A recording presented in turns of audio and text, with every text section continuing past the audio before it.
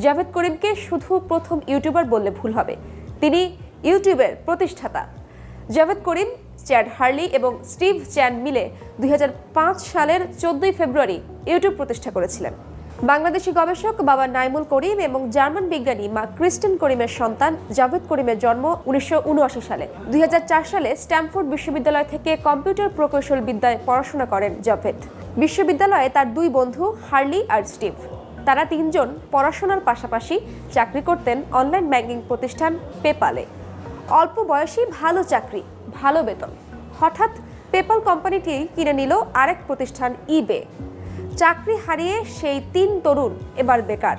তবে এবার ভালো চাকরিজীবী নয়, স্বপ্ন তাদের উদ্যোক্তা হবার। 2004 সালে ভারত মহাসাগরে ভয়ঙ্কর সুনামির ফুটেজ যখন কোথাও পাওয়া যাচ্ছিল না, জাভেদের মাথায় আসলো, আচ্ছা এমন একটি ওয়েবসাইট করলে কেমন হয় যেখানে ভিডিও